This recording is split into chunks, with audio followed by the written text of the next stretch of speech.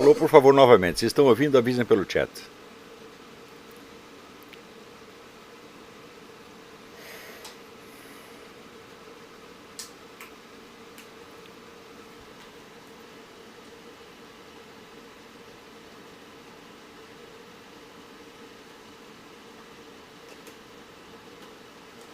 Sim, sim, sim, sim. Todo mundo ouvindo. Então vamos lá. Boa noite a todos, sejam bem-vindos. Ao longo dessas aulas eu tenho insistido que a raiz de todos os problemas do Brasil atual são resultado da destruição da alta cultura no país.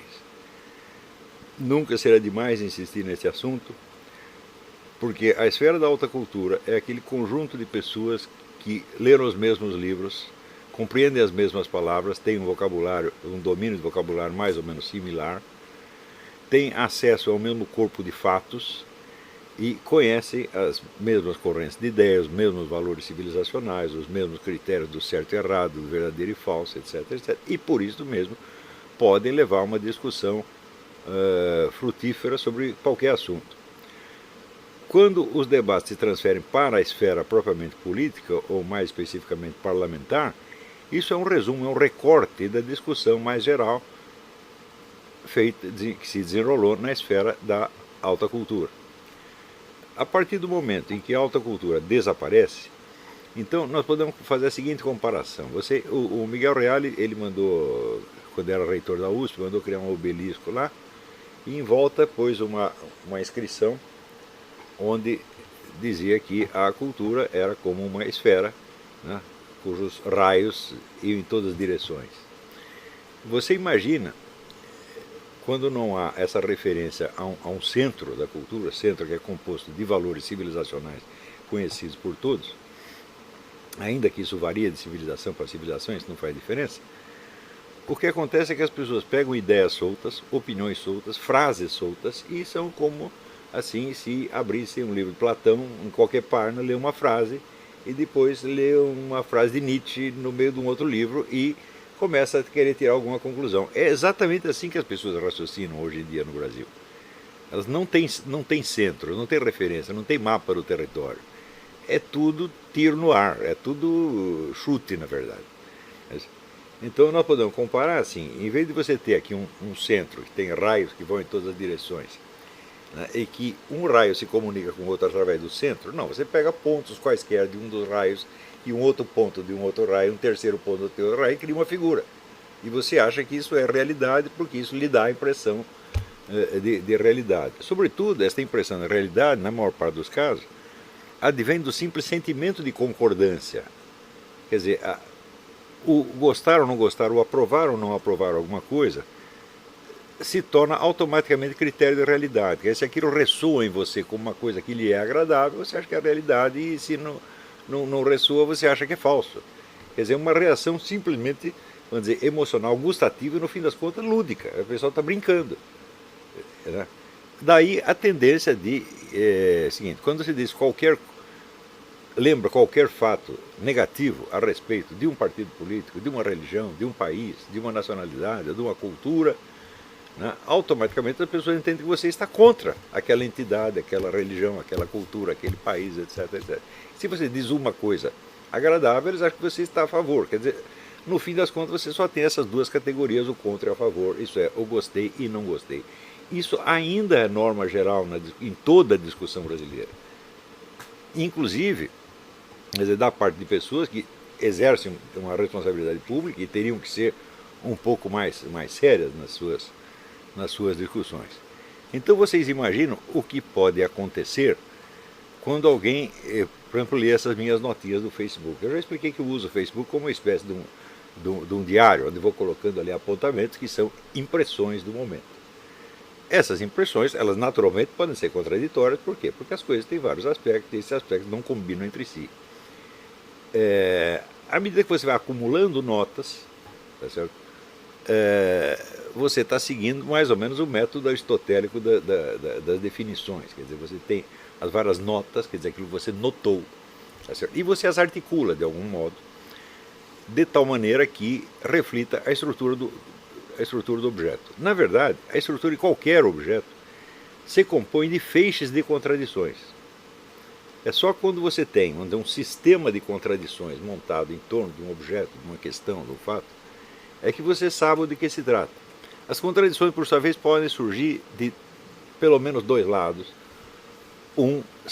É a divergência entre os pontos de vista dos vários observadores, quer dizer, você olhando a coisa de vários lados, você tem impressões distintas, e outra coisa, ou em segundo lugar, podem aparecer de aspectos contraditórios do próprio fato ou situação. Se você não tem o feixe de contradições, você não tem nada. É preciso que as contradições se acumulem e se articulem, né, até você chegar a, vamos dizer, uma espécie de contradição intolerável. Quer dizer, é tanta contradição que você não aguenta mais. É só aí que o perfil do objeto começa a aparecer, quando você nota que as contradições que você repara começam a ser repetitivas. Ou seja, de certo modo, o conjunto de contradições que forma aquele objeto e que o localiza no corpo geral do ser, né, chegou ao seu esgotamento. Não há mais perguntas, não há mais dificuldades que possam ser colocadas com relação àquele objeto, então você aí tem uma certeza razoável de que você o conhece. Quando se trata de uma situação complexa, por exemplo, uma situação política, histórica, cultural, etc., bom, o número de notas pode se avolumar indefinidamente. E eu sempre uso este método, eu vou colocando ali, né, as notas, os aspectos que eu reparei, esperando que, mais dia menos dia, eles comecem a se articular num todo coerente. Quando eu articulo num todo coerente, eu fecho isso num artigo. É muito simples. É isso. Isso quer dizer que o que você leu no Facebook sobre isto ou sobre aquilo nunca é a expressão da minha opinião terminal sobre algo. Se há uma coisa que nós temos que abdicar, é justamente de ter opiniões pontuais sobre pontos soltos. Esses pontos soltos são sempre ilusórios, são sempre só aparências. Isso quando não são meras palavras. Por exemplo, quando surgiu a discussão pró e contra intervenção militar, eu ficava espantado com o número de pessoas que ignorava totalmente o que pudesse ser uma intervenção militar e que, no entanto, tinham uma posição contra e a favor. Eu digo, bom, tentemos imaginar o que é uma intervenção militar. Né? Por exemplo, se intervenção militar constitucional não é um golpe, eu digo, bom, você está falando na esfera adjetiva, você está qualificando a coisa, mas a categoria da qualidade não é a mesma da substância. Se você diz que uma coisa é boa ou ruim, que ela é legal ou ilegal, você ainda não disse o que é substantivamente, realmente, como se dá e o que é uma intervenção militar na realidade. Né? Então, eu digo, vocês, por exemplo, vocês já pararam para pensar o número de discussões que é preciso haver no Estado-Maior antes de que seja tomada uma decisão desse tipo? E vocês já tentaram imaginar que tipos de questões se levantam nessas discussões de Estado-Maior? Então, eu vi que ninguém tinha nem pensado nisso. Eles só pensavam se uma intervenção militar qualquer que fosse era legal ou ilegal, se era conveniente ou inconveniente. Eu digo, mas como é que eu vou saber se é conveniente ou inconveniente se eu nem sei o que é? Então, nós temos alguns exemplos de intervenções militares acontecidas neste e em outros países, tá certo? E nós temos alguma ideia da complexidade da coisa. Então, em primeiro lugar, uma intervenção militar vai desalojar os governantes e colocar outros. Agora, muito bem, o governo não se constitui de uma pessoa nem de duas, ela é uma série de círculos concêntricos que começa, vamos dizer, na presidência da República e vai terminar no último vereador do interior. Quantos desses você precisa remover para você criar uma mudança efetiva na situação? Ou seja, é o problema que apareceu em 64 da lista dos caçados. Começou a lista que tinha 10, terminou no 3 mil, 4 mil, 5 mil, 10 mil. Então tem esse problema. Quem que nós vamos remover? Tá certo? Desses que nós vamos remover, nós vamos simplesmente remover do cargo ou nós vamos caçar os seus direitos políticos, ou seja, impedir o seu retorno à vida política. E por quanto tempo? Vocês veem que daqueles que foram caçados, tiveram seus mandatos e direitos políticos cassados em 1964, todos retornaram, mais dia menos dia. Todos retornaram e estão todos aí, são os donos, são os reis da cocada preta, né? Então, isso quer dizer que a suspensão dos seus direitos políticos teve um efeito temporário e em grande parte um efeito negativo, porque se espalharam pelo mundo e começaram a fazer uma tremenda propaganda contra o governo local. Eu me lembro até no começo, das primeiras semanas, o governo mandou o Carlos Lacerda para Paris para ele dar umas entrevistas explicando o que tinha acontecido. Ele se saiu muito bem naquele momento. Mas eu digo, bom, se você pensar assim, quanto tempo durou depois o esforço do governo militar para se explicar para o mundo? Ele acabou ali mesmo. E a campanha contra ele continuou aumentando. Em parte com uma divulgação de fatos reais e em 90% com lendas urbanas, evidentemente. Então, você imagina só este aspecto, o que nós vamos fazer na escala internacional se tomarmos o poder, mesmo que seja por uma semana. Vocês viram o que aconteceu em Honduras. Que tiraram o presidente e no dia seguinte havia uma pressão internacional monstruosa. Tiveram que fazer novas eleições e nas eleições se elegeu um adepto do presidente anterior. Então, quer dizer, é como se diz, o golpe que não houve. O golpe foi neutralizado de alguma maneira. Então, eu penso assim, algum desses entusiastas ou inimigos da intervenção militar chegou a pensar no que ela é concretamente? Não. Bastou a palavra. Então, é esse famoso mecanismo brasileiro no qual você tem uma palavra e a palavra corresponde a uma emoção. O objeto a que a palavra deveria se referir não comparece de maneira alguma. É o efeito imediato, o efeito emotivo imediato da palavra. Então eles estão tomando posição a partir de meros símbolos verbais, aos quais não corresponde absolutamente nada. Não é isso? E pior, as pessoas tomam posição contra ou a favor dessas meras palavras e exigem que a gente também tome. Eu digo, meu filho, você é um gênio, você consegue tomar posição a favor ou contra de coisas que você não sabe o que é. Eu não consigo. Eu preciso saber o que é. Então o que eu faço? Eu vou ali meditando e anotando os vários aspectos que a coisa aparece. Esse que eu estou mencionando, por exemplo, as discussões no Estado-Maior, eu fiz ali uma lista de 12 itens que eu coloquei no Facebook faz tempo. Né? 12 questões que surgiriam naturalmente num Estado-Maior. Aliás, o pessoal sabe o que é Estado-Maior? Não, ninguém sabe o que é Estado-Maior. Estado-Maior é o corpo de oficiais que analisa os cenários possíveis e entrega para o comandante para, com base nele, ele tomar uma decisão. Ou seja, o Estado-Maior não decide nada, ele apenas especula possibilidades, certo? Com base, evidentemente, em dados, estatísticas, etc, etc.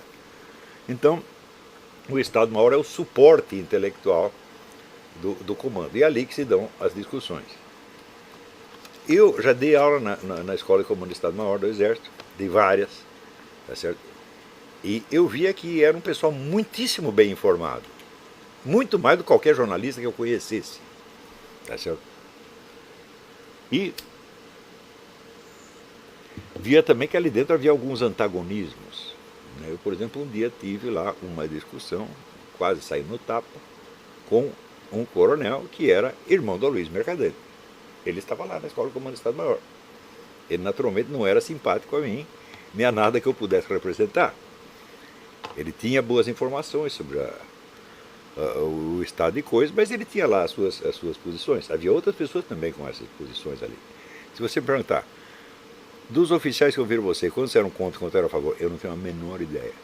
Porque eles não se pronunciavam, evidentemente. Né? Podiam fazer uma pergunta ou outra, mas nenhum ia levantar ali para fazer um discurso. Então, a maior parte das pessoas que estão falando de golpe militar nem sabe o que é Estado-Maior. Não é isso? Quanto mais ter uma ideia do que se discute ali. E, no entanto, essa discussão, a respeito do nada, a respeito de uma bolha de sabão, criou, assim, despertou as maiores emoções, positivas e negativas. Houve pessoas que choraram. Uma vez eu escrevi umas coisas mostrando que um golpe militar era inviável. Tem uma moça que chorou. Ela tinha apostado tanto naquilo. Né? Outras vezes você fala alguma coisa. Por exemplo, um dos dados da situação, que eu sempre levei em conta, é que, evidentemente, a situação de desordem jurídica, moral, social, etc., tinha chegado a um tal ponto que, de fato, uma intervenção militar era a maneira mais rápida e fácil de resolver as coisas. Em princípio, levando em conta só a situação nacional. Se digo isso, automaticamente eu sou entendido como um adepto do golpe militar. Mas no dia seguinte, né, eu faço a lista das dificuldades do Estado-Maior e pronto, eu já virei contra o Estado-Maior. Ou seja, o procedimento científico normal, que é de você levantar as hipóteses contraditórias e ir descrevendo uma por outra, uma atrás da outra, é totalmente desconhecido no Brasil. Eu vejo pelas discussões que apareceram, né, e que culminaram nesse idiota desse Fábio Osterman, dizendo: o Olavo tem posições contraditórias a respeito da intervenção militar. Eu digo: mas não são posições contraditórias, o idiota. Eu estou anotando os vários aspectos para eu depois poder articular o feixe de contradições se eu chegar a alguma conclusão. Que também, se eu não chegar a nenhuma, eu digo: bom, os milicos estão esperando por acaso o meu pronunciamento para dizer se eles fazem intervenção ou não? Não estão nem ligando para o que eu falei. Então, se eu não chegar a conclusão nenhuma, dane-se, não vai fazer diferença alguma. Tá certo? Mas é assim que eu procedo em todas as questões que eu estou examinando. Né? Então, se vocês pegarem a minha apostila, Problemas de Método na Ciência Humana, você vai ver que está tudo lá. Não é isso?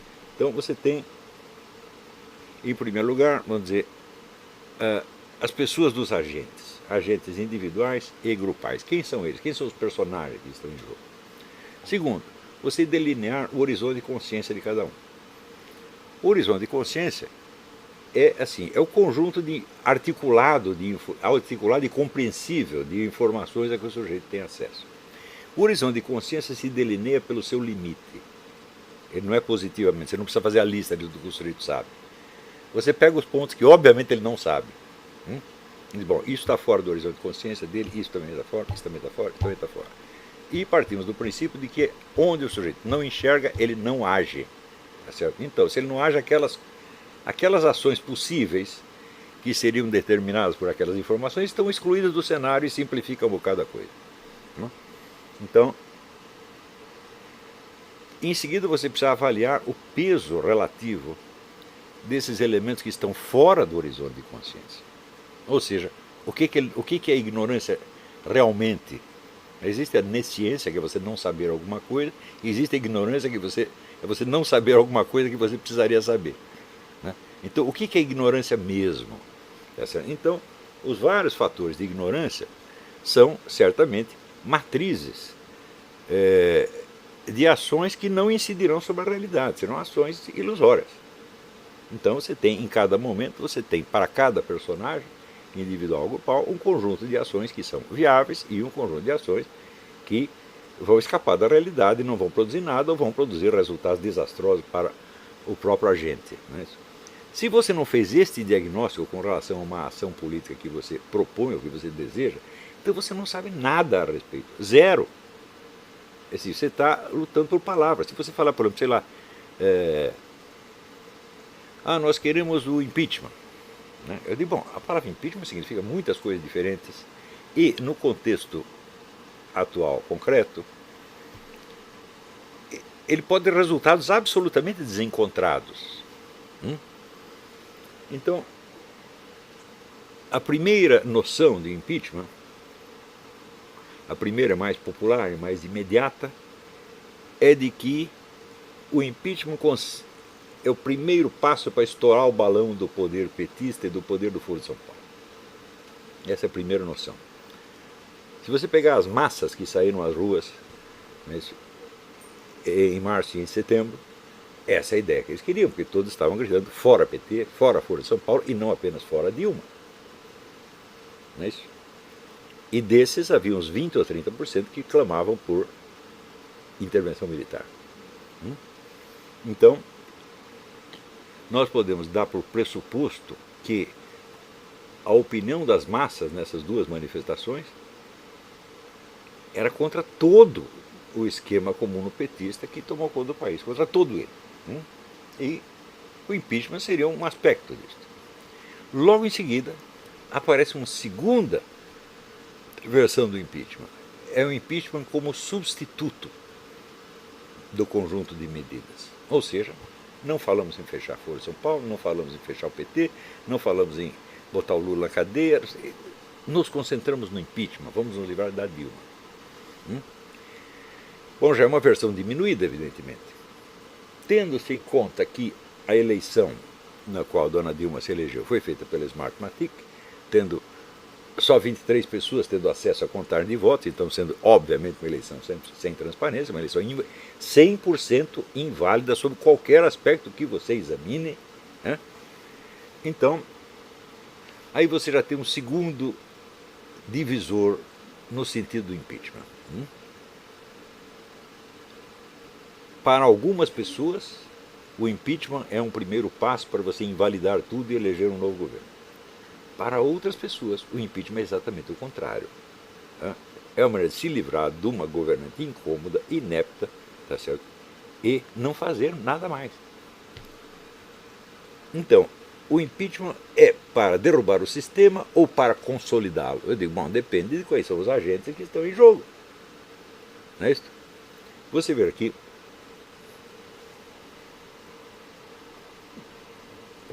Quando surgiu a ideia de pedir impeachment, veio logo em seguida a ideia da tal da marcha para Brasília.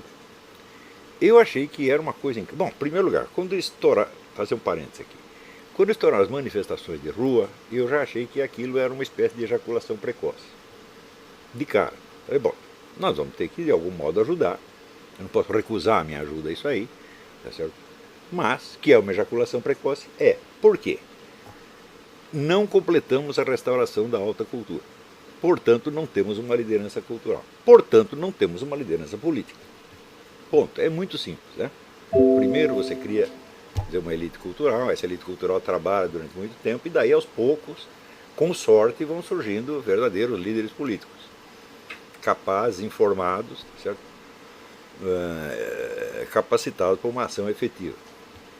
Então, falando, não tem liderança, não tem nada, não tem nem mesmo liderança cultural ainda. Nós temos um projeto de liderança cultural que são vocês. Porque não há mais ninguém. Ninguém mais está tentando restaurar a alta cultura no Brasil. A não ser que seja o Renato Janine Ribeiro, né, e talvez aí as realizações. Esses são os grandes renovadores da cultura brasileira. Tá certo? Mas, na verdade, só tem vocês, não tem mais ninguém. E, evidentemente, tem uma série de cursos e blogs etc., que apareceram em torno deste curso e que tem um efeito multiplicador. Tá certo?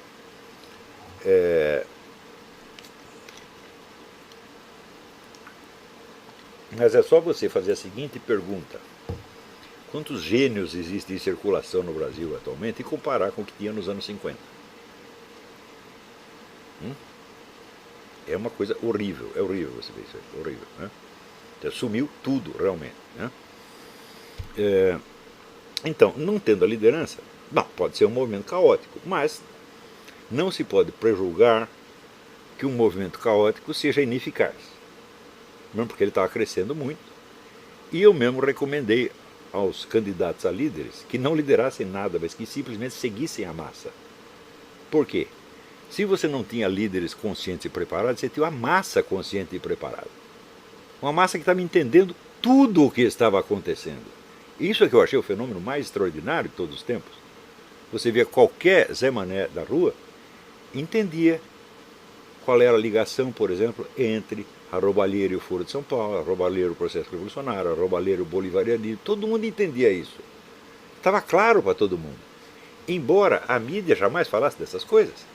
Nem na mídia, nem no parlamento se falava. É pior, ninguém nas Forças Armadas falava. Eu não vi um general sair para falar do Foro de São Paulo. No máximo falavam de corrupção, sem nem entrar em muitos detalhes. É corrupção genérica, como se fosse uma condenação geral à sociedade brasileira. É uma sociedade corrupta. Isso foi o máximo que os generais falaram, o máximo que os parlamentares falaram. Depois de levar muito chacoalhão, alguns senadores, os deputados começaram até a falar um pouquinho de Foro de São Paulo. Mas é claro que se você tira o Foro de São Paulo da jogada, você não entende o que está acontecendo. Por quê? Uma roubalheira de tão larga escala não pode ser para enriquecer 2 ou 3 Zé Mané. Realmente não é possível. Tem uma coisa muito maior por trás disso. Pior ainda, existe um terceiro fator do qual ninguém fala, que é o suporte internacional mundial dado ao Foro de São Paulo e a esses governos corruptos. É ONU, é George Soros, é Rockefeller, é Obama. Né? Esse é um aspecto que nem eu mesmo analisei isso direito. Né? Mas que, evidentemente, está presente e tem de ser levado em conta. Então, Eu achei que aquilo era uma ejaculação precoce, mas não podia apostar que ia dar errado, nem que ia dar certo. Falei, então o que a gente faz? A gente ajuda, sem ter ilusão de onde a coisa vai, sem emitir diagnósticos deprimentes para não tirar o entusiasmo dos caras, mas também sem se entusiasmar muito. É isso. Quando a gente viu aquela massa de gente na rua e viu as pesquisas que davam assim, 93% da população contra o governo, e dos 7 restantes, 6 achando que o governo é apenas regular, estão reduzindo o apoio a 1%, falei, bom, o que nós temos na mão é uma revolução. Quer dizer, a massa não aceita mais as autoridades. O nível de desrespeito às autoridades chegou assim, ao supra-sumo naquele negócio dos estádios, o pessoal xingando a Dilma. É um fenômeno inédito na história do mundo, isso nunca aconteceu. Um governante pode ser vaiado. Xingado dessa maneira nunca aconteceu. E xingado por massa popular mesmo. Então, bom, nós estamos com a Revolução Brasileira na mão, quer dizer, o povo contra o estamento burocrático, como diria o Raimundo Fowler, né? E daí aparecem as mentes iluminadas e dizem, bom, nós vamos fazer uma marcha para Brasília para pedir o impeachment. Com isso você faz o quê? Você transfere o protagonismo da situação da massa para a classe política. Classe política que a massa rejeitava e achincalhava. Não deixava um político nem subir no palanque.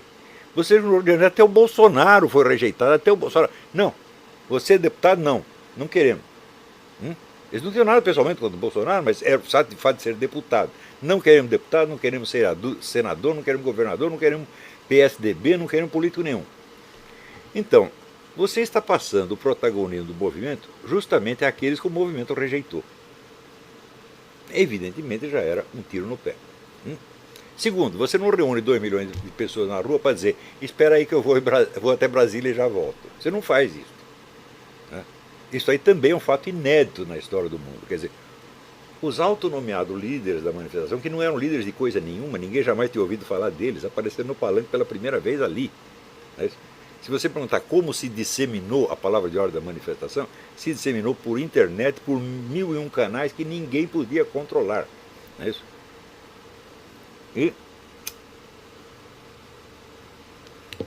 Então, a partir deste momento que houve a marcha para Brasília, o que aconteceu? Você despertou as ambições da classe política. Bom, nós vamos pegar o protagonismo da situação, nós vamos resolvê-la e nós sairemos todos bem. A classe política em geral. Mas dentro da classe política havia um subsetor que são os tucanos e, vamos dizer, uma boa parcela da esquerda, PSOL, etc, etc. Isso é bom, é a nossa chance. Então nós podemos criar uma nova versão do impeachment, onde nós reescrevemos a história do movimento e, em vez de vinculá-lo a uma revolta geral do povo contra PT e Foro de São Paulo, nós a reinserimos historicamente na tradição esquerdista das diretas já, do Fora Collor e assim por diante. Vejam os discursos do Sr. Miguel Reale Júnior e do FHC nos últimos dias, que é exatamente isso. Eles estão criando uma modificação total do panorama histórico e inserindo esse movimento justamente na tradição que ele abominou.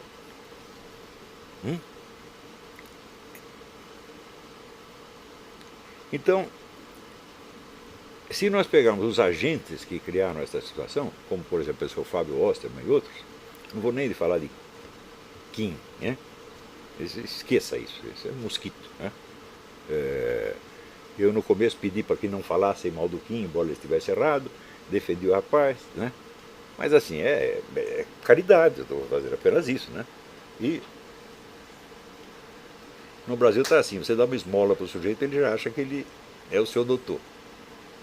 Então eu dei lá uma esmolinha para o Kim, ele começou a achar que era importante. Nós vamos esquecer o Kim. Vamos concentrar em pessoas que têm um pouco mais de autoridade, de poder, como o chefe do MBL, esse Fábio Osterman. Este homem está capacitado para fazer uma análise política? Obviamente não. Porque é só você ouvir os discursos do Miguel Reale, do Hélio Bicudo e do FHC, e você vê, vamos dizer, que você colocar o movimento numa outra retaguarda histórica que é contrária à dele, é evidentemente você usurpá-lo e colocá-lo a serviço dos inimigos. Não tem a menor dúvida disso aí. Quer dizer, como é que um sujeito não percebe isso? Como é que ele acha que, nós nos aliando ao Hélio Bicudo, nós vamos ganhar publicidade? Sim, você vai ganhar publicidade para o Hélio Bicudo. Ou você acha que amanhã ou depois, graças ao Hélio Bicudo, vai aparecer todo mundo na rua com cartaz Fábio Osterman tem razão? É? Ninguém vai nem saber que é Fábio Osterman, meu Deus do céu. É? Então, a incapacidade de fazer uma análise simples da situação, né, e de você perceber que por cima e por trás do movimento popular houve uma manobra para inverter o seu sentido histórico. Se você não é capaz de perceber, você não é capaz de perceber nada. Mas da onde vêm essas coisas? São as pessoas que saem para estudar no exterior e voltam com os titulinhos e todo mundo acha que você sabe alguma coisa. Você chega, eu estudei na George Washington University. Bom, eu lecionei na George Washington University. Eu só entro na universidade como professor, nunca fui aluno dessas porcarias. Eu estudei na Atlas Foundation. Bom, eu dei aula na Atlas Foundation, né? Então, as pessoas vêm com essa coisa e acreditam que sabem alguma coisa, meu Deus do céu. E as pessoas tomam decisões que são absolutamente desastrosas. Desastrosas para o povo, não necessariamente desastrosas para elas e para os grupos beneficiados. Porque amanhã ou depois, provavelmente, você vai ver, né, a Dilma, ela não vai chegar a ver o impeachment. É claro, nenhum governante suporta impeachment. 1 minuto antes de sofrer impeachment, a mulher renuncia, como fez o Collor, como fez o Nixon, como faz todo sujeito que sofre ameaça de impeachment. Mas renuncia, vai para casa e daí vai aparecer FHC, Miguel Reale Júnior, Hélio Bicudo, Zé Serra, Aécio Neves, todo mundo batendo no peito e dizendo: o povo se reuniu em torno da oposição e nós libertamos o Brasil deste pesadelo petista, etc.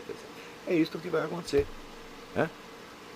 Só que todos os petistas vão continuar nos seus postos, por quê? O FHC tem compromisso sério com o Foro de São Paulo desde 1993. Isso não é brincadeira, gente. Até hoje, nenhum jornalista perguntou para ele: o que o senhor está fazendo naquela reunião de 5 de maio de 93?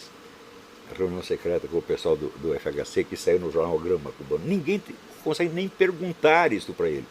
E acha que pode raciocinar e entender as coisas sem esta informação. Então o que você vê? É um horizonte de consciência que é autocastrado. Eles estão que nem o Garcia Lorca, quando o toureiro amigo dele foi chifrado lá, morreu na arena. Não, eu não quero vê-la. Eu não quero ver porque senão se eu ver eu vou ter uma crise hipertensiva, vou ter um infarto, vou passar mal, então eu não quero. Tá certo? E o pessoal faz assim. Não quer saber porque tem medo de saber. Tem muitos que escondem porque tem interesse em esconder, são espertalhões. E tem os 99% que são aqueles carinha que tem medo de ficar com medo. Né? O meu marca-passo vai parar de funcionar, tudo assim. Esses caras já são os velhos caquéticos aos 20 anos. Né? Aliás, eu fui espantado. Assim, às vezes os caras me chamam de velho gaga. Eu falo: pô, mas peraí, eu dei algum sinal de gagazice até agora? Não precisa nenhum. É que eles acham que 68 anos é uma idade de estar gaga. Eles acham mesmo, porque eles são de uma geração muito fraca, que aos 50 anos tem infarto, aos 55 está usando marca-passo e aos 60 morre. Então eles esperam que o negócio aos 68 anos ter para acabar. É normal essa expectativa neles, porque a expectativa que eles medem é assim mesmos. Eles acham que quando tiver 50 anos minha vida acabou. Então é uma medida de tempo humano que reflete o quê? Uma decadência física extraordinária, baseada na falta de testosterona. A dose de testosterona na juventude hoje é 50% do que era no tempo que eu nasci. É só você ouvir as pessoas falarem, para você encontrar um homem com voz de homem no Brasil é uma raridade. Está cada vez mais raro. Isso não tem nada a ver com o sujeito ser gay ou não.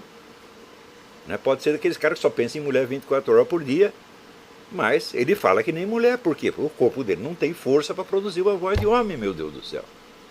Então, são pessoas assim que eles têm uma expectativa de vida curta, com relação a eles mesmos, e a possibilidade de eles estarem ainda em ação aos 68 anos, mas nem lhe passa pela cabeça.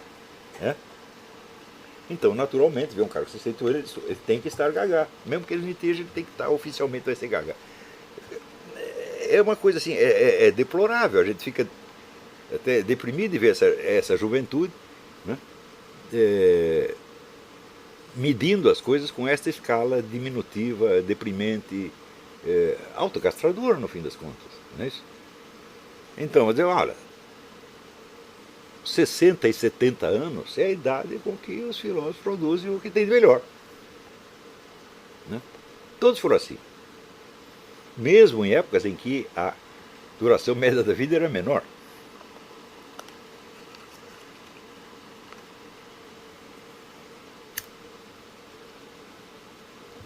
Então, daí eu pergunto assim, pessoas que têm, até mesmo com relação à vida biológica, têm uma expectativa diminuída e falsa, no fim das contas, e que não percebem que essa expectativa diminuída e falsa é porque eles tomam a si mesmos como réguas e eles são diminuídos e falsos. Então esse sujeito não tem a menor ideia da sua situação na vida. Está completamente alienado, fechado dentro de uma ilusãozinha, e o que quer que ele pense sobre a política será igual.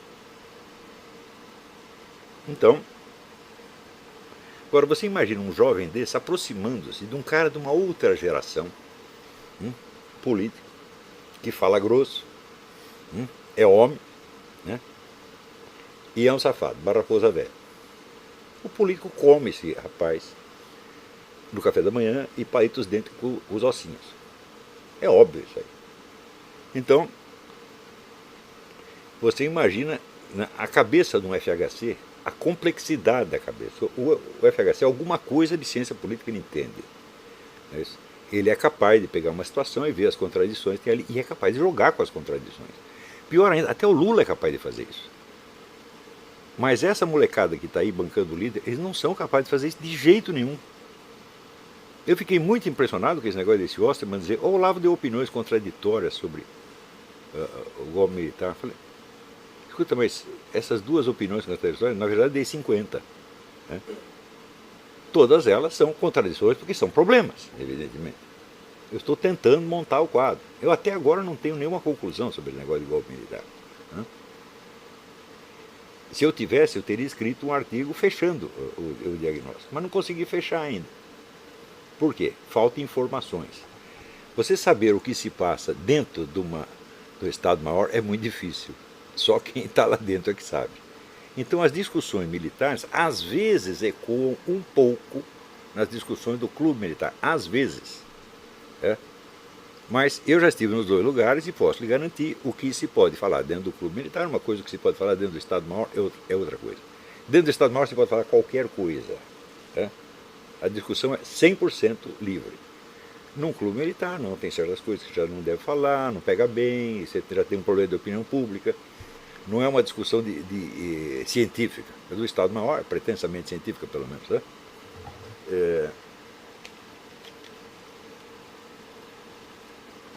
Nós estamos nas mãos de pessoas que não são capazes de articular um problema, meu Deus do céu. E isso aí é regra geral. Mas eles estão lidando com outras pessoas de outra geração que essas sim sabem articular um problema e sabem o que fazer. Então eu penso, se eu fosse um tucano, o que eu faria diante dessas movimentações populares? Eu chego lá, quero subir no palanque, os caras não me deixam, cospem na minha cara e me mandam embora. E eu digo, pô, eu vou sofrer tudo isso por causa dessa Dilma? Não, de jeito nenhum, nós temos que nos livrar dela e livrar o nosso. Como fazer isso? Não podemos manipular as massas. Mas existem pessoas que foram apontadas pela mídia como líderes da manifestação ex post facto. Você vai dizer, por exemplo, que a massa saiu às ruas convocada pelo Fábio Osterman ou pelo Kim Kataguiri? Não. Elas nem sabem quem as convocou. A palavra de ordem se espalhou na internet, que foi uma coisa de louco, muito rapidamente. A pessoa mais popular que havia ali era o Lobão. O Lobão gritava, vem pra rua, todo mundo ia. Então o único sujeito que poderia posar como líder se quisesse seria o Lobão. Fui eu que convoquei. Foi a minha voz que chegou neles. Os outros não, os ilustres desconhecidos. Eu também não posso ser apontado como líder, porque eu não gritei vem pra rua, só me limitei a observar e falar, se precisar de alguma coisa, eu dou uma forcinha aí, de longe.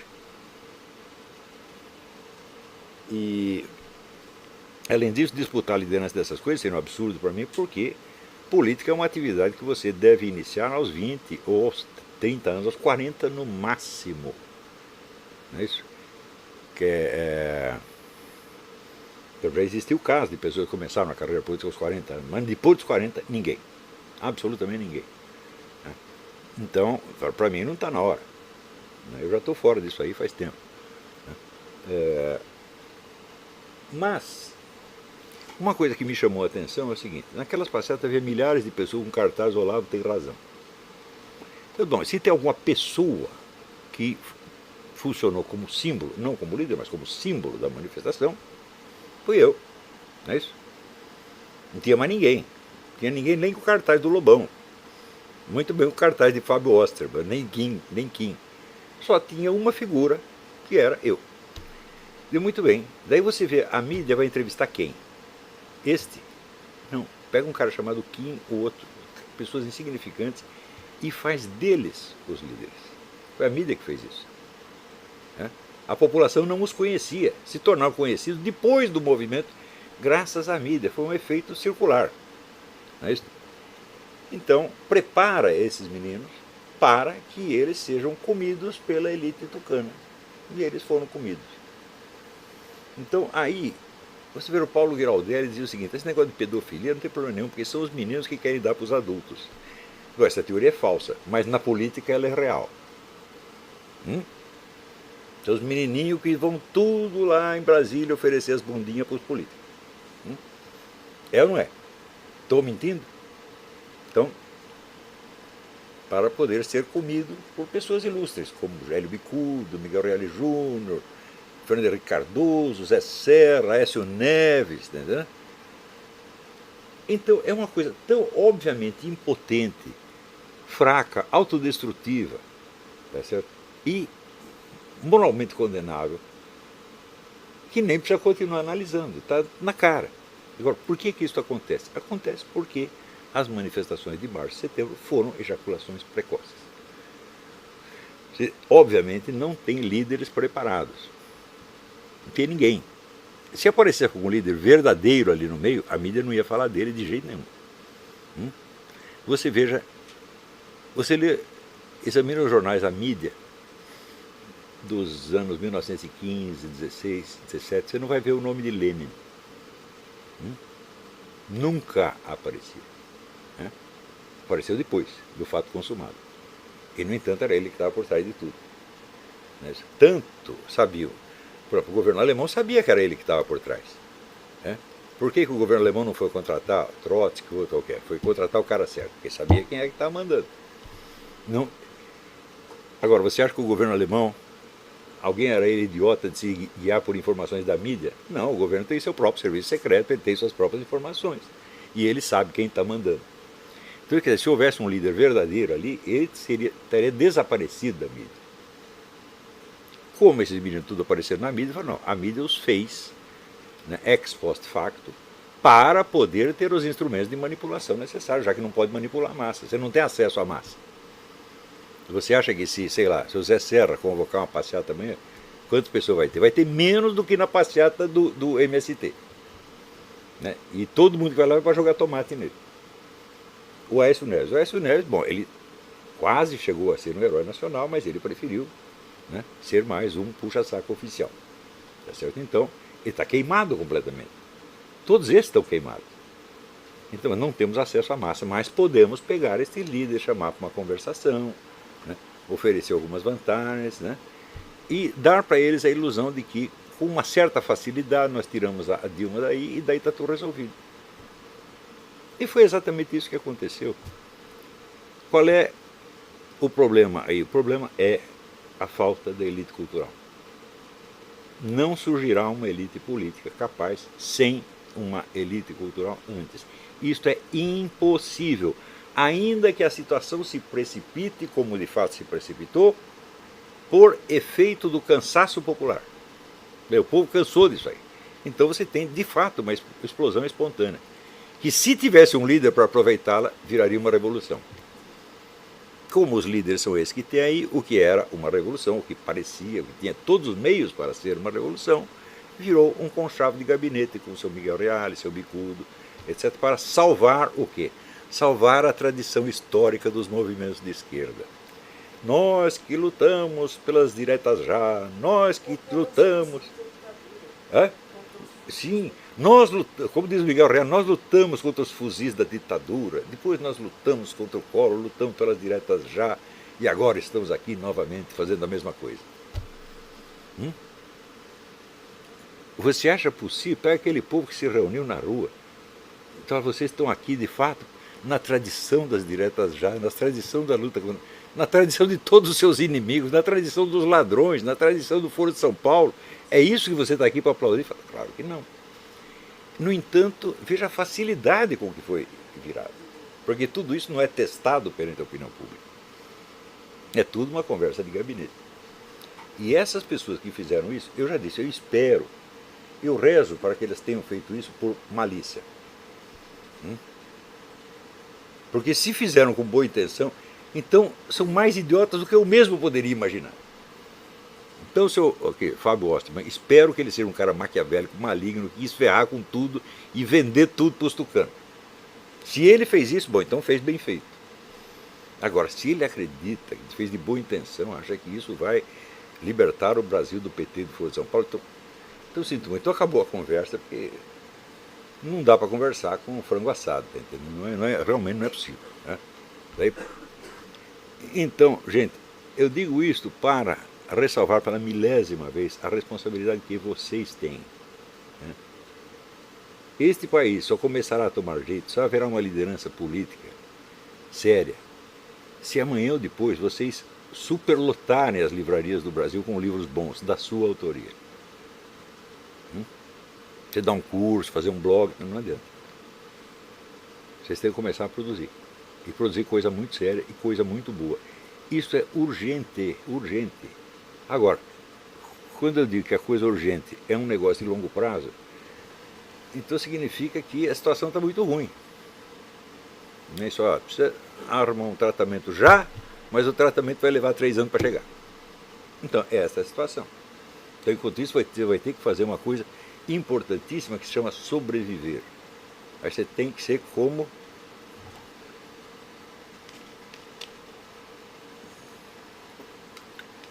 o dramaturgo Gerhard Hauptmann, e durante a guerra todo mundo fugiu da Alemanha e ele ficou lá dentro. Ninguém ouviu falar dele, ele sumiu. Daí quando terminou a guerra, o cara perguntou: o que você fez durante todo esse tempo? Ele disse: eu sobrevivi. Então, isso já é fazer alguma coisa.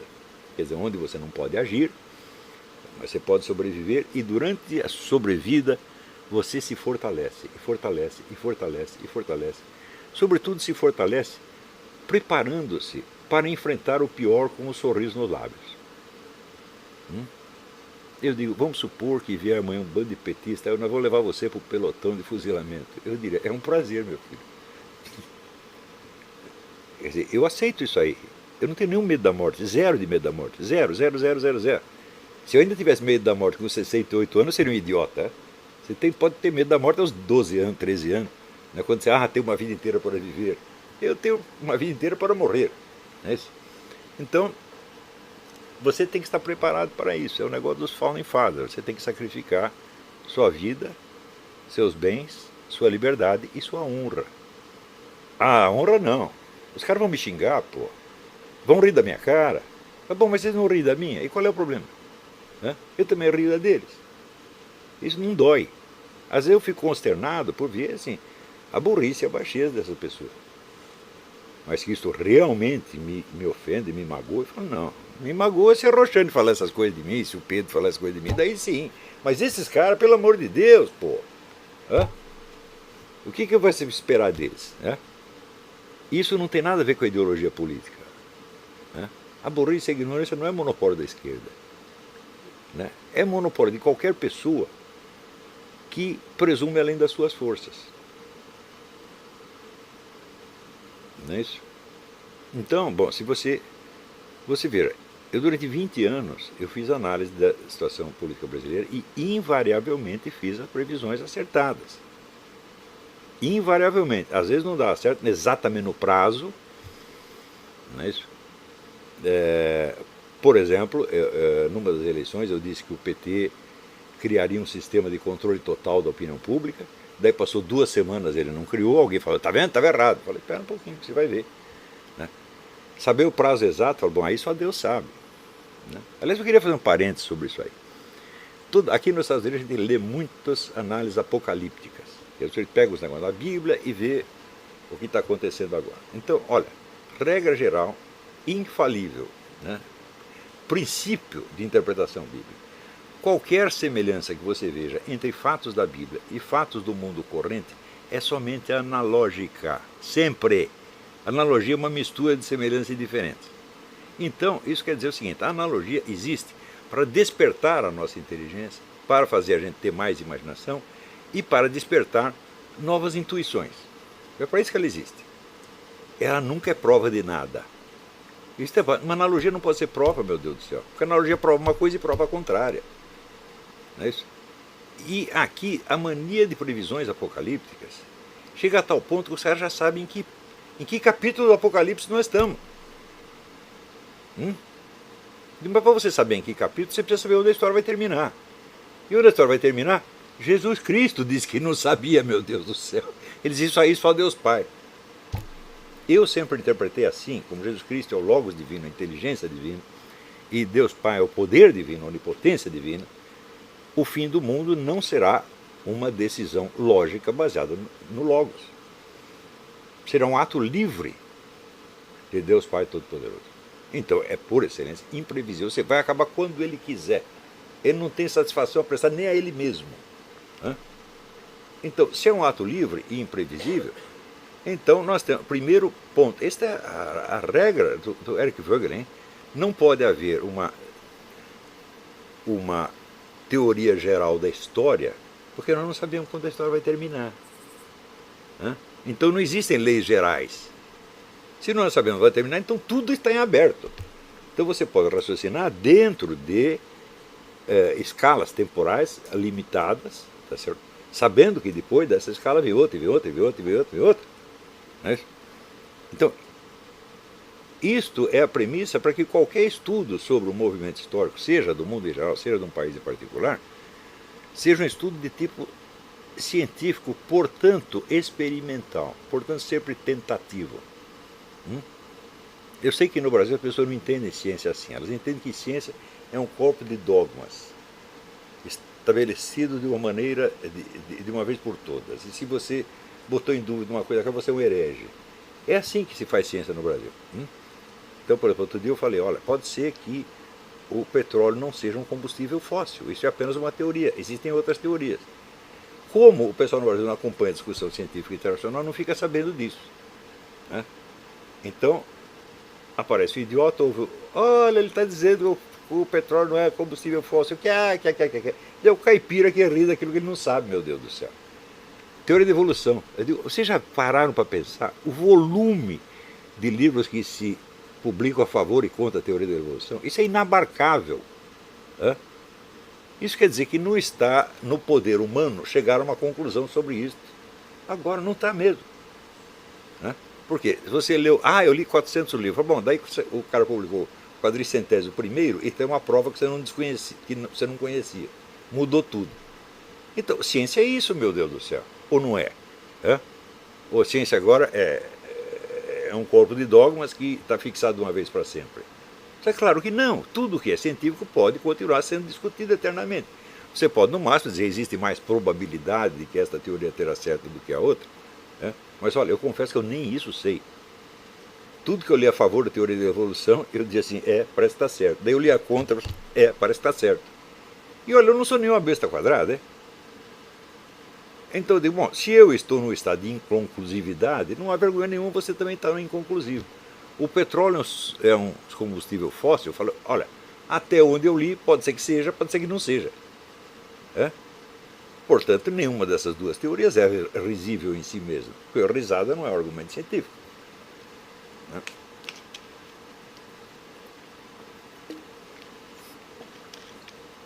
E assim por diante. À medida que você estuda a história, e olha, eu acho que eu estudo muito mais história do que filosofia. Os livros de filosofia que vale a pena ler são poucos.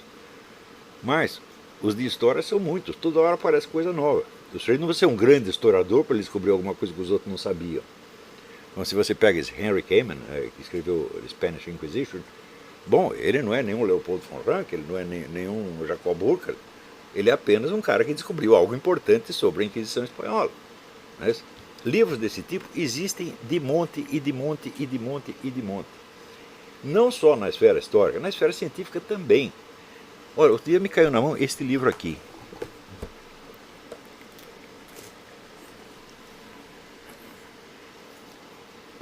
A Teoria Lunar Esquecida de Newton. Então, o cara descobriu todo um aspecto das investigações de Newton que ninguém conhecia, nunca ninguém tinha ouvido falar. E, no entanto, estava tudo lá nos escritos de Newton.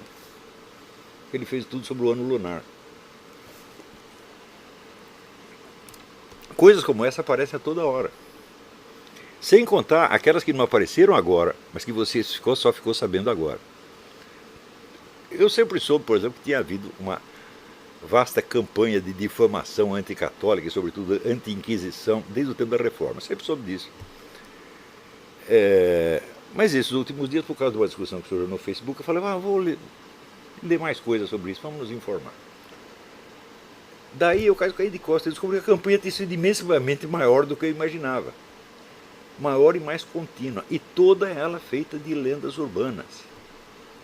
E eu acho que não tem uma pessoa no universo, pelo menos no mundo ocidental, que não tenha visto no cinema máquinas de tortura usadas pela Inquisição.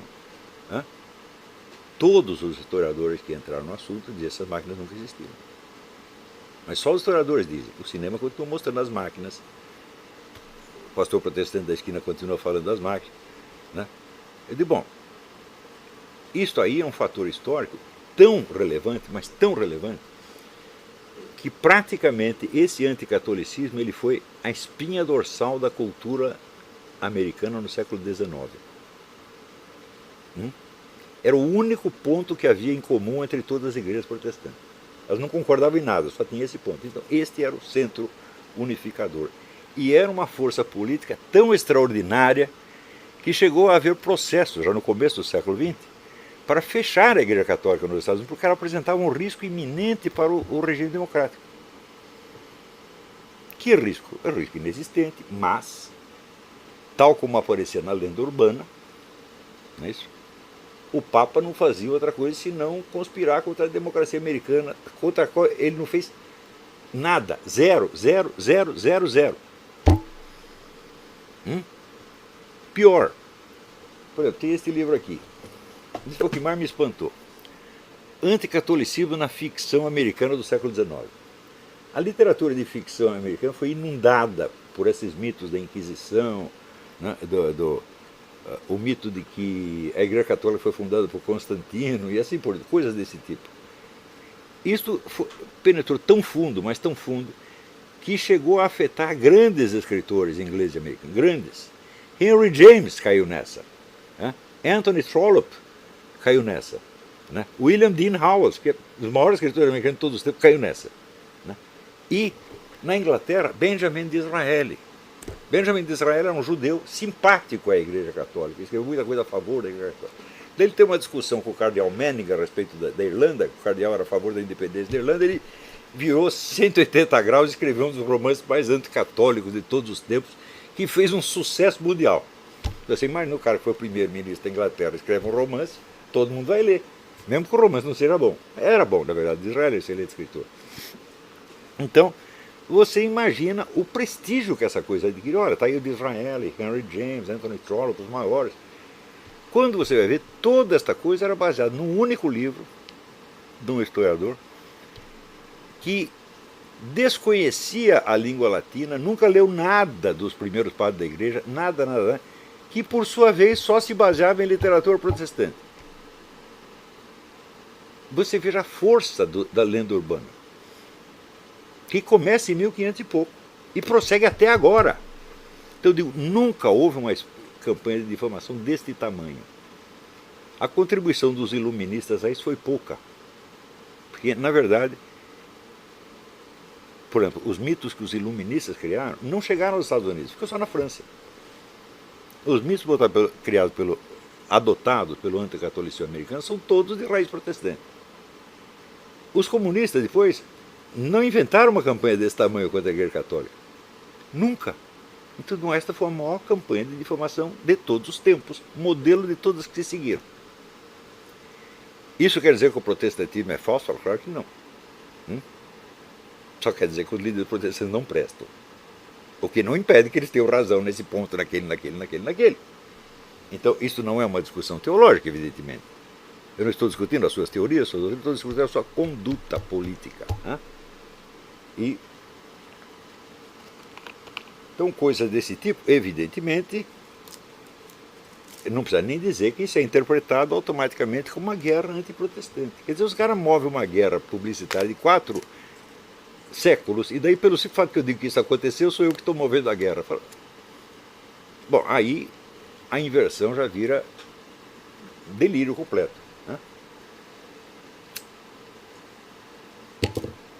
Então, que conclusão eu tiro disso aí? Não tirei conclusão alguma ainda.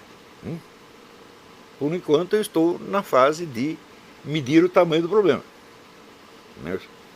Mas, você vê, para muitas pessoas, por exemplo, vamos supor, você é católico, você acredita na Santa Madre Igreja, na doutrina, etc. Você já parou para pensar, e se tudo isso for falso? E se a Igreja Católica estivesse 100% enganada? Se você nunca pensou nessa hipótese, você não pode ter certeza de que a Igreja está certa. Se não há confrontação com a dúvida, a sua fé não vale absolutamente nada. Tá certo? Você, de fato, se você é apenas uma criancinha e a sua alminha precisa ser cuidada para você não ter a tentação, então nós vamos preservar você de todas as objeções. Assim como você mantém o garoto na ilusão de que existe Papai Noel, tá certo? Então os ensinamentos da igreja vêm junto com isso. Eu lembro na minha cabeça tudo isso, quando eu tinha 6, 7 anos, tudo isso na minha cabeça estava sintetizado, era uma coisa só: Papai Noel, Jesus Cristo, a Igreja Católica. Mas se você já é uma pessoa adulta, então quanto vale a sua fé? Mas quando você vai ver a história dos santos, a história da igreja, veja, toda a doutrina católica durante 10 séculos foi feita no confronto com objeções. Ninguém chegou aqui, vamos formular a doutrina católica. Não, essa ideia apareceu só no tempo dos escolásticos, na verdade, século XII. Antes, era só resposta às objeções, a resposta às dúvidas. Então, isso quer dizer que toda a literatura patrística e boa parte da escolástica é discussão com ateus, com inimigos da fé, com gente ligada à religião antiga. Eles não tinham medo de nada disso. Agora, mas o Santo Ambrósio, não vou me meter com esses heréticos, senão eles vão botar dúvida na minha cabeça, eu vou ficar atrapalhado. Que nada, ele ia lá, lia tudo isso, não, vamos examinar seriamente qual é o problema. Pode ser que o nego herético, o ateu, que ele seja um sujeito sincero, e pode ser até que ele me revele algum lado da coisa que eu nunca tinha percebido. Outro dia eu botei esse conselho no Facebook. Quer dizer, depois de você adquirir os rudimentos do método filosófico, essa coisa toda, e ter alguma cultura filosófica, aí você vai se abrir a tudo, sem medo de coisa nenhuma. Você vai ficar numa confusão? Sim, você vai ficar numa confusão durante algum tempo, mas é desta confusão que vão, aos poucos, aparecendo os delineamentos de algumas certezas fundamentais, que não vão cair mais, essas não vão cair mais. Algumas dessas certezas é o que eu chamo patamares da filosofia, como, por exemplo, o negócio do Aperon. Quando Anaximandro diz, nós vivemos num mundo conhecido que boia dentro do desconhecido. Acabou. Alguém é capaz de refutar isso? Alguém viveu em algum outro mundo que não é esse? Nunca ninguém. Então, bom, isso aí é certeza final. Acabou. Não é isso?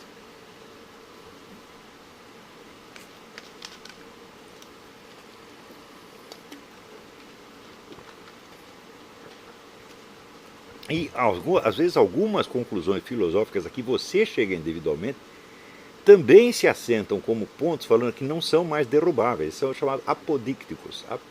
Apo quer dizer não e deixis quer dizer destruir. Então é indestrutível. Eu acho, pessoalmente, que um desses pontos é o que eu chamo de intuicionismo radical. O que é intuição? É percepção de uma presença.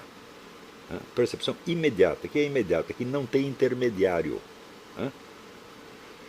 Você dizer que as suas percepções sensíveis, percepções visuais, têm um intermediário que é o seu olho, como diria Kant, é não dizer nada. Ah, eu vejo através do meu olho. Né? Não, eu não vejo através do meu olho. É ele mesmo que está vendo. Né? Então, o olho é parte de mim, assim como a mão é parte de mim. Né? Então, a intuição é a percepção imediata de algo que está presente. Né?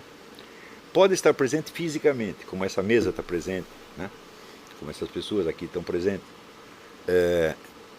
Pode ser algo que está presente na sua mente, sob a forma de um estado de ânimo. Por exemplo, você percebe que você está triste. Tem que ter algum intermediário, alguém tem que vir te informar que você está triste? Você precisa fazer um raciocínio para perceber que está triste? Não. Então, a percepção do sentimento, da emoção, é imediata também. E pode ser a percepção do seu próprio pensamento. O famoso penso logo existo, do Descartes é isso. É uma intuição imediata que você tem do seu próprio pensamento. Não precisa um terceiro pensamento para mediá-lo. Claro, quando você expressa em palavras, aí você criou uma mediação. Mas essa certeza que você tem de que você existe enquanto você está pensando, bom, é uma certeza imediata, sem sombra de dúvida. Né? Conclusões que ele tira daí podem ser duvidosas, mas que isso é uma intuição certíssima, é. E pode ser a intuição de uma relação entre pensamentos que você pensou. Quando você faz um silogismo e você percebe a identidade entre a premissa e a consequência, como é que você percebe isso? É através de um outro pensamento? Não, essa percepção é imediata. Então, resultado. Todo e qualquer conhecimento é intuitivo ou não é conhecimento de maneira alguma. É apenas a criação do esquema de pensamento. Esquema de pensamento que ele, em primeiro lugar, ele precisa ser intuído ele mesmo. Em segundo lugar, precisa ver se ele serve como grade ou como lente para, através dele, você perceber alguma coisa. Porque também tem isso, o nosso pensamento é necessariamente dialético. Não sei se vocês já perceberam. Você já consegue crer numa coisa sem você imaginar a coisa contrária? Ninguém consegue. Se você nem imagina a coisa contrária, em que sentido faz crer? Quando você diz Deus é bom, não lhe passa pela cabeça a hipótese de que Deus é mau? Então você não sabe o que é ser bom, meu Deus do céu. Então você, num momento, você faz, vamos dizer, a hipótese gnóstica, o Deus maligno, né? O gênio mau que falava Descartes. Isso tem que passar pela sua cabeça para você poder dizer Deus é bom. Não é isso? Então a mente humana, quando pensa uma ideia, ela sempre pensa a contrária. A contrária pode anular a primeira ideia ou pode ser anulada por ela. Mas tem que passar por este negócio dialético. Ora, a intuição não é jamais dialética. Para ela só existe o sim. Não existe a intuição do ausente. Você pode ter a intuição da sua percepção de uma ausência, mas não é da própria ausência. Por exemplo, a Roxana está sentada aqui e de repente eu olho na cadeira, ela não está ali. Eu intuo o quê? A minha percepção de ausência. Eu não estou intuindo a ausência dela. Então, a percepção de ausência é um pensamento, na verdade, não uma intuição. Então, a intuição é sempre a intuição de presença. Portanto, todo conhecimento positivo é sempre intuitivo. Eu acho que, dito isto, eu posso dizer ponto final. Não tem como voltar atrás. Isso é a conclusão que eu cheguei. Não li ninguém. E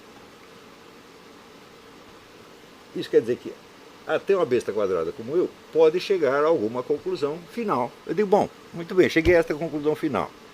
Que conclusões eu tiro daí para o restante do universo do conhecimento? Por enquanto, nenhuma. Não é isso? Quer dizer, nós podemos ter certezas, mas são sobre pontos definidos, em geral pontos demasiado genéricos e abstratos, e a realidade concreta, no seu fluxo e variedade constantes, continua sendo incerta. E o conhecimento dela vai requerer sempre a mesma paciência, as mesmas contradições, a mesma confusão interior, etc, etc. Acontece que, na cultura brasileira, como a sociedade brasileira é feita de pessoas frágeis, não é de hoje que é assim. Você no Brasil você não tem a tradição do self-made man, que nos Estados Unidos está acabando também. Leia o livro do David Riesman, A Multidão Solitária, você vai ver que o self-made man é coisa de uma outra época. Durou até os anos 50, daí acabou. virou o organization man, o homem que precisa estar dentro do emprego, com regulamentos, etc. Ele é apoiado em todo um aparato. Então é o contrário do self-made man, né? É o homem feito pelos outros, o homem feito pelo cargo. Mas no Brasil o self-made man nunca existiu. Quando existia um, era assim, um tipo como os bandeirantes, por exemplo, os coronéis do sertão. Era um cara fortão e mal pra caramba, que dominava todo mundo e todo mundo se encolhia perto dele. Então, o povo não era constituído de self-made men. A população brasileira no século XIX era metade constituída de escravos. Né? E esses escravos, quando veio a libertação, eles ainda levaram 30 ou 40 anos para começar a ter um empreguinho. Então vivemos sempre esmagados, sempre no fundo da sociedade e, evidentemente, com medo e com incerteza. Né? Então, este medo e esta incerteza ainda estão no coração do brasileiro. Não por culpa dele, é para as circunstâncias históricas que fizeram dele assim. Fizeram dele isso aí, tá certo? Então, essas pessoas inseguras, elas só tem dois jeitos de vencerem a insegurança. Né? É começar a fazer aquelas coisas mesmo das quais elas têm medo, para vencer o medo, uma por uma. Eu fiz isso desde moleque. Se eu tinha medo de um treco, eu falava, é lá mesmo que eu vou me meter, por quê? Porque eu não quero mais continuar com medo, eu quero vencer o medo. Para vencer o medo, você tem que reconhecer que o tem, em primeiro lugar. Né? E a outra maneira é você se apegar a alguma garantia externa. Essa garantia externa pode ser uma religião, pode ser um cargo, pode ser um partido político, pode ser uma ideologia, pode ser um grupo de amigos, pode ser um título universitário, pode ser qualquer porcaria, mas não é você.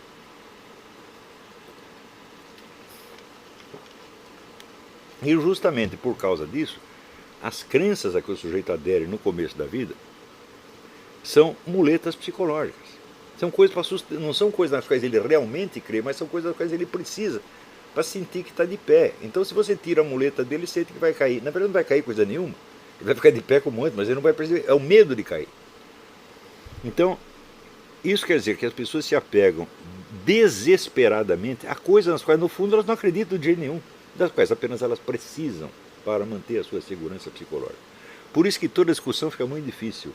E isto vai continuar assim enquanto você não tiver uma verdadeira discussão de elite intelectual para dar exemplo para as outras pessoas. Exemplo de uma multidão de pessoas que não tem medo dos fatos contraditórios, não tem medo da dificuldade, tá certo? Não tem medo de ter as suas queridas ideias desmentidas, tá certo?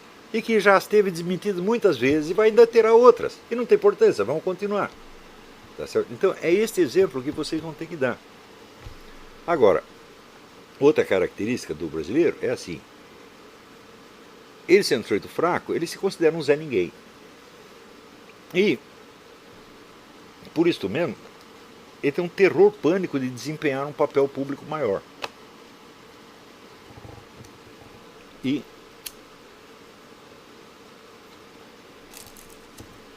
quando tenta desempenhar é através, vamos dizer, de um cargo, de uma posição oficial na sociedade, aqui lhe dá sustentação. Ora, a intelectualidade é feita de indivíduos isolados que, sem nenhuma base em partido, em igreja, em panelinha, vai, mostra as caras e diz o que está vendo. Né? As famosas impressões autênticas de que falava o Saul Bellow. O primeiro intelectual no sentido moderno foi Dante Alighieri. Quem era Dante Alighieri? Era um Zé Mané qualquer, só que era um gênio da língua italiana. E escreveu um longo poema no qual ele botava no inferno meia dúzia de papas, não sei quantos príncipes, esculhambava com todo mundo, ele sozinho.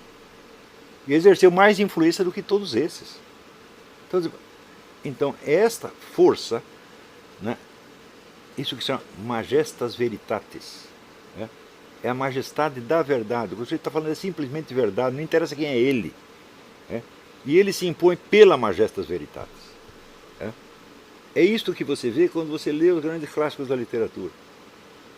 O pessoal, quando lê Tolstói, eu não sei quem foi que falou, mas lê Tolstói e dizia, é como se a própria vida falasse. Então não é a autoridade do Tolstói, é a autoridade da vida, da verdade mesmo, que transparece. Mesmo que Tolstói tivesse 1000 ideias erradas, não tem importância, quando ele contava as coisas, era como se a própria vida falasse. E o que nós fazemos tem que ser assim, tem que ter autoridade da verdade que passa através de nós. Ela pode passar de uma maneira imperfeita, não tem importância.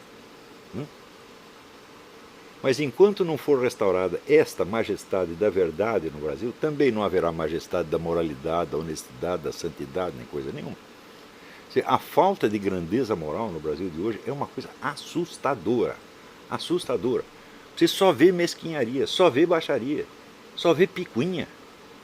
De um país de 200 milhões de habitantes, meu Deus do céu! O que é isto, porra? E quando aparece, vamos dizer, o próprio povo, porque você vê a imagem da nação através das classes falantes. Então, eu não estou querendo dizer que na massa popular não existem santos e heróis. Claro que existe, só que você não os conhece. Você só vê o que? As classes falantes. E nessa aí você só vê mesquinharia, mentira, fingimento, teatrinho. Há um ponto